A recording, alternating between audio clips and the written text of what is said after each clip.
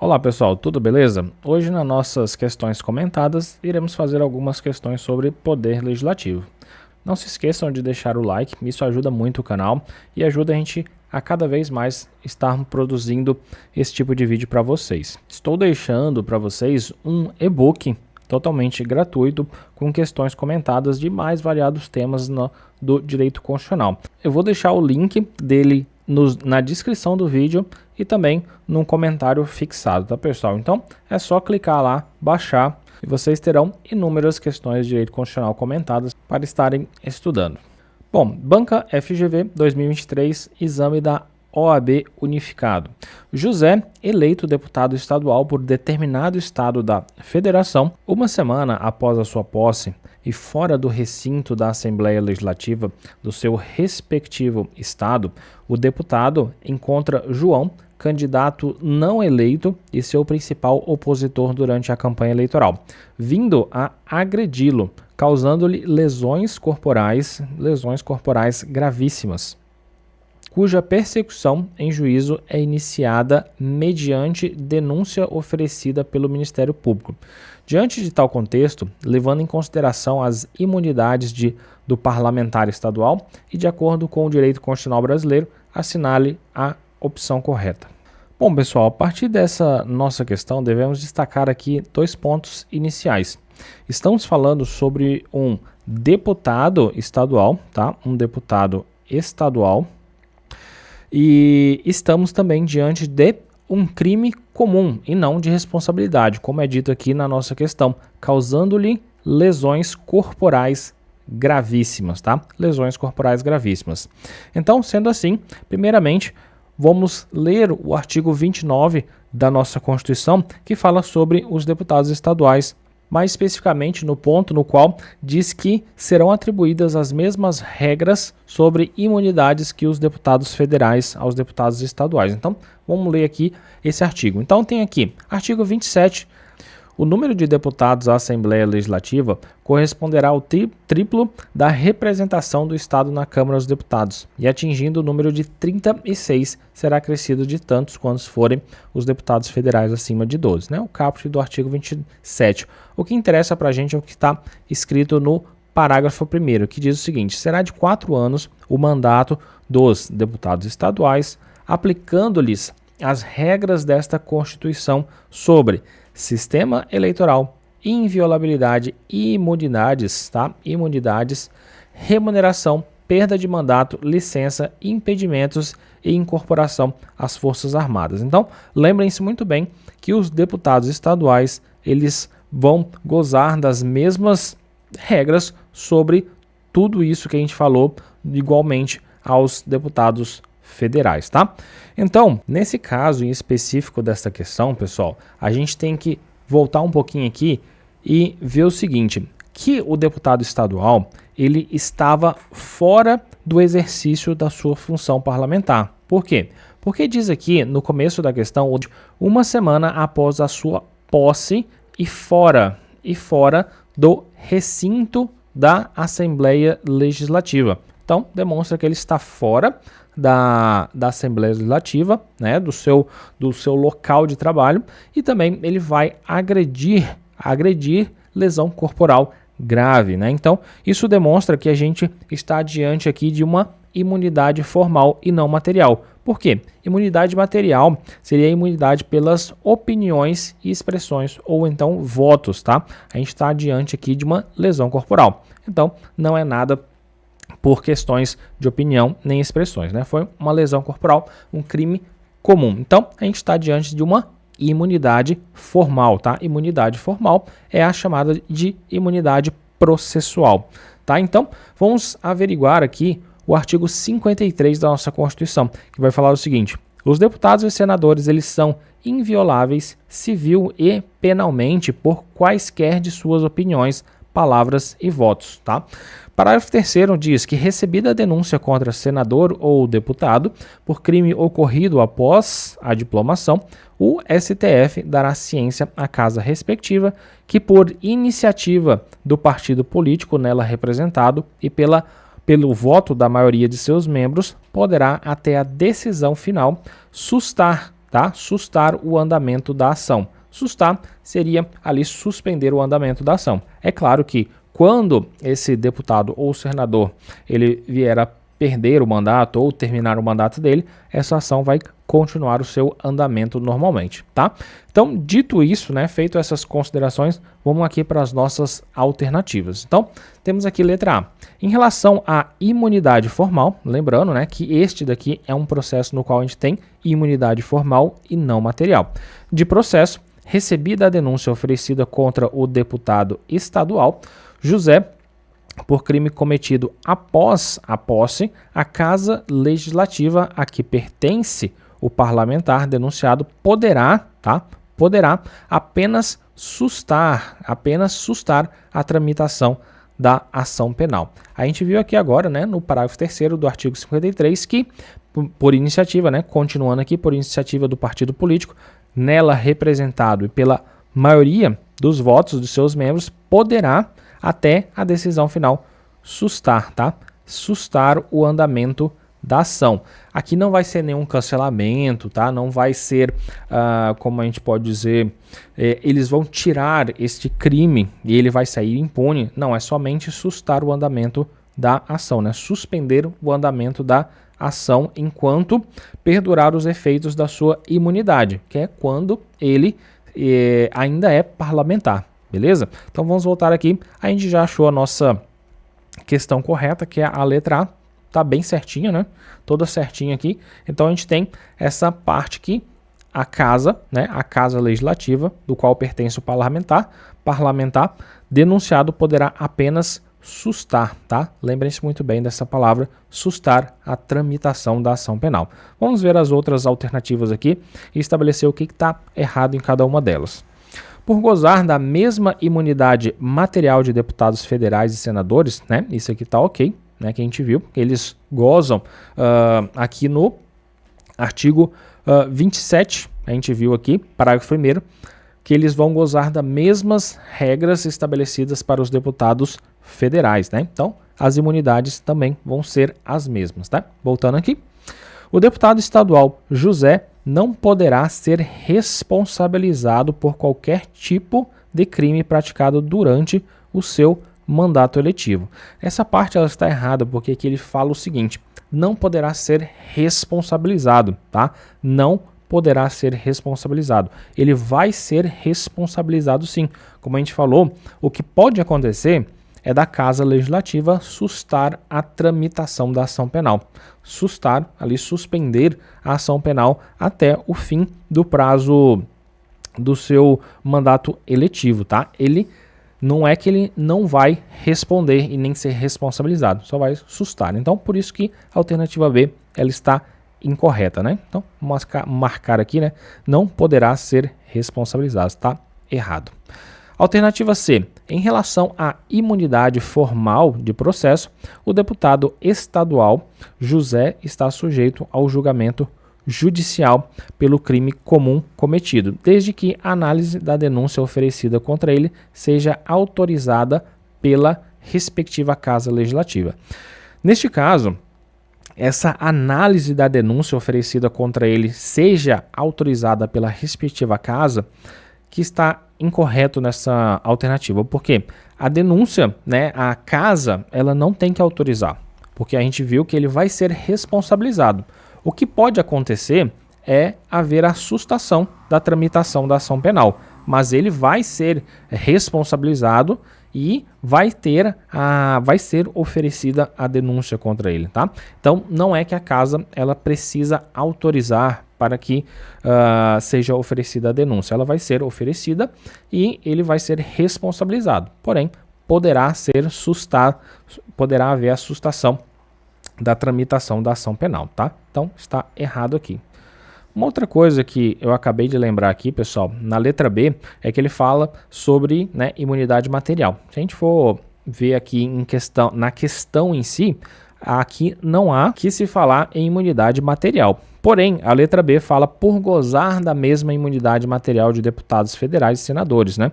Neste caso, ele vai gozar da imunidade material, como vimos, porém, dentro da questão, isso está errado, né? Porque neste caso, vai ser só imunidade formal, tá? Porque aqui não há uma temática de opiniões e expressão ou voto, né? A gente tem aqui uma lesão corporal, tá? Bom, letra D. Por não possuir as mesmas imunidades formais de deputados federais e senadores, né? Já começou errado, né? A gente viu que ele terá as mesmas imunidades formais e materiais, mas apenas a imunidade material relativa aos atos praticados em razão do seu mandato. O deputado estadual José será julgado pelo crime comum cometido, não sendo possível que seja sustada a tramitação da ação penal, né? A gente viu também que pode sim haver a sustação, né? Pode ser sustada a tramitação da ação penal, né? Então, a letra D está totalmente errada do começo ao fim. Então, a gente fica aqui com a alternativa A é a correta. Bom, próxima questão. Banca CESP-Sebrasp 2023, TRT, 8ª Região Técnico Judiciário. Conforme o texto constitucional, a sustação de atos normativos editados pelo Poder Executivo que exorbitem do poder de regulamentar é de competência. Neste caso, a gente vai ter que analisar aqui o artigo 49, tá, pessoal? 49 que vai falar do seguinte: é de competência exclusiva do Congresso Nacional sustar os atos normativos do Poder Executivo que exorbitem do poder regulamentar ou dos limites de delegação legislativa. Lembrem-se muito bem, tá? Lembrem-se muito bem deste inciso aqui do artigo 49, que ele cai demais em prova. Está sempre pedindo essa parte. Por quê? Existem dois pontos aqui que a gente pode fazer uma confusão. A gente pode pensar que falou de poder executivo, podemos ligar aqui como se fosse o Senado, tá? Como se fosse o Senado Federal, né? O que leva a gente ao erro, né? Aqui não vai ser falar em Senado Federal, mas sim em Congresso, tá? Congresso Nacional. Outro ponto interessante é sobre os artigos 48 e 49 da nossa Constituição, né? A gente tem o 49 aqui que fala é de competência exclusiva do Congresso Nacional. O 48 também, ele vai trazer as atribuições do Congresso Nacional, porém, essas atribuições do Congresso Nacional vão ter que ter uma sanção presidencial, tá? Então, lembrem-se bem que o artigo 48 vão ser as atribuições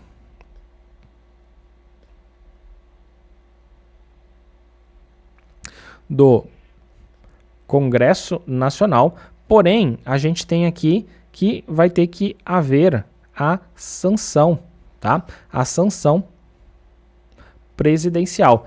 Então, em todas as competências colocadas, né, em todas as atribuições colocadas no artigo 48 da Constituição, vão ser atribuições do Congresso Nacional mais sanção presidencial. Já o artigo 49, como vimos aqui, é de competência exclusiva, tá? Exclusiva do Congresso Nacional. Aqui não vai precisar, tá? Não precisa de sanção presidencial, tá? Não precisa. Então, o artigo 49 é sem sanção presidencial, já o 48 é com sanção presidencial. Então, vamos voltar aqui na nossa questão. Temos aqui, né, sustação dos atos normativos editados pelo Poder Executivo que exorbitem o poder de regulamentar é de competência do Congresso Nacional. Não só isso, né, mas é de competência exclusiva, tá? Exclusiva do Congresso Nacional. Exclusiva quer dizer que não necessita de sanção presidencial. Então vamos analisar aqui a exclusiva do Poder Judiciário, né? Não. Exclusiva do Senado Federal, falei, né? Que a gente pode às vezes confundir, mas esse ponto, sustação de atos normativos, é do Congresso Nacional. Privativa privativa do Congresso Nacional, também não, né? Podendo haver delegação exclusiva do Congresso Nacional, né? A nossa questão aqui, letra D. E por último, privativa da Câmara dos Deputados, podendo haver delegação, né? Também está errado. Então, a gente tem aqui a alternativa D como alternativa correta. Bom, seguindo, vamos ter aqui banca CESP-Sebrasp 2023 MPE Santa Catarina, promotor de justiça. Julgue o item seguinte referentes à aplicação da lei penal. A imunidade parlamentar material prescinde de nexo funcional, tá? Prescinde de nexo funcional. Bom, antes de tudo, é necessário lembrarmos que não existe aqui direito absoluto, tá? Não existe direito absoluto dentro do nosso ordenamento jurídico. Isso vale também para as imunidades parlamentares, que não pode ser usada como um escudo para práticas criminosas. Então, dito isso, vamos primeiramente ler aqui o artigo 53 da nossa Constituição, que diz: deputados e senadores são invioláveis civil e penalmente por quaisquer de suas opiniões, palavras e votos. Bom, inicialmente a gente tem que diferenciar imunidade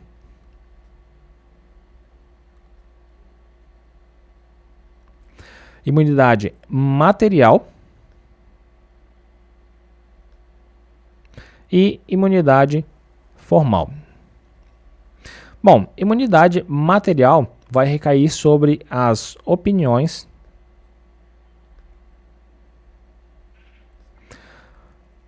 expressões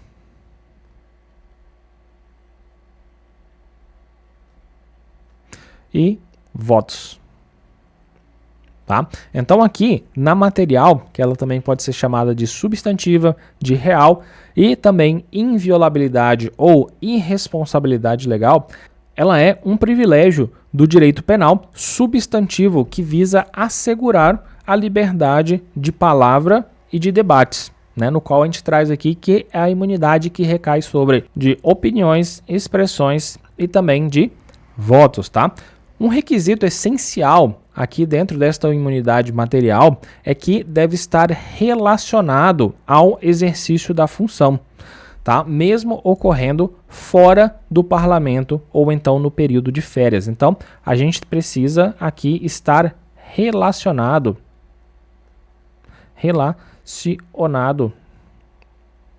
com o exercício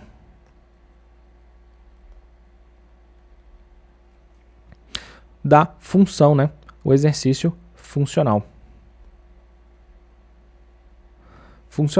Então, precisa existir este nexo, tá? Esse nexo entre a opinião, a expressão, o voto, isso tem que estar relacionado ao exercício funcional, mesmo que isso ocorra fora do parlamento, tá? Ou então no seu período de férias, precisa estar relacionado, existir esse nexo funcional, tá? Aprofundando um pouquinho mais nessa parte da imunidade material, a gente tem que o STJ, ele entende que dentro do Congresso Nacional, a imunidade material ela estaria caracterizada como sendo absoluta, tá? Absoluta em relação a essa parte de opiniões, expressões e votos.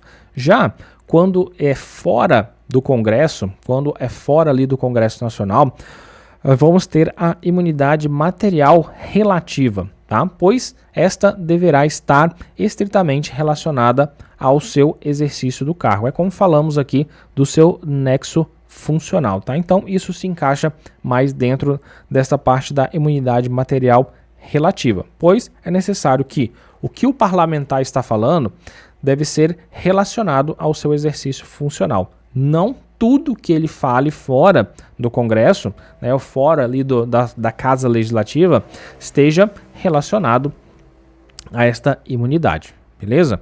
Então, seguindo, a gente tem a imunidade formal. O que seria a imunidade formal? Ela vai recair no processo, tá?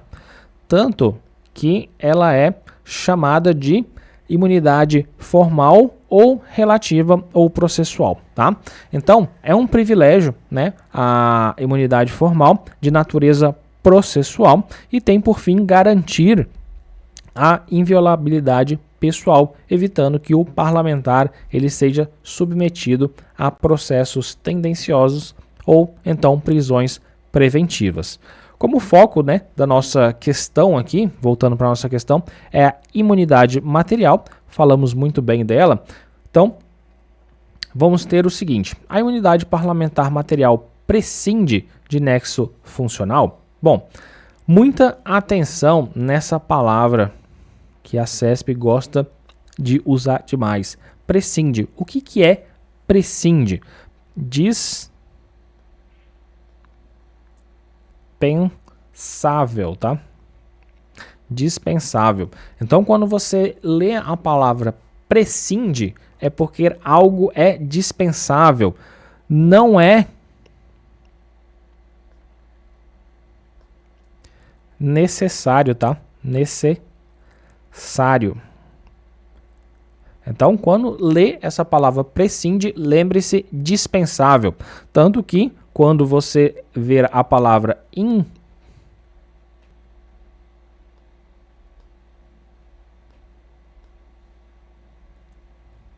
quando você ver a palavra imprescindível, é o mesmo que essencial, tá? Essencial. Essencial. Então a gente tem imprescindível como sendo indispensável ou essencial e prescinde. Prescinde é dispensável e não é necessário. Como vimos agora, a imunidade parlamentar material, ela é indispensável que tenha nexo de causalidade, nexo fundamental, quer dizer, ela vai ser imprescindível que tenha o seu nexo funcional, até porque sem ter a função não existe falar em imunidade parlamentar, beleza? Então a gente tem aqui o nosso gabarito como sendo o errado, beleza, pessoal? Bom, pessoal, vamos finalizando aqui mais uma questões comentadas. Hoje falamos sobre poder legislativos. Trouxemos aqui alguns pontos interessantes sobre imunidade parlamentar, tá? E também atribuições do Congresso Nacional. Fiquem ligados para mais vídeos, né? Estarei postando. Não deixem de acessar o e-book, né? Para vocês pegarem esse material gratuito. Pode ajudar muito vocês a estudarem mais e se aprofundarem em alguns conteúdos, tirar alguma dúvida que vocês tenham, tá, pessoal? Então, vou deixar aqui na descrição do vídeo e também no comentário fixado. Muito obrigado, até o próximo vídeo. Tchau.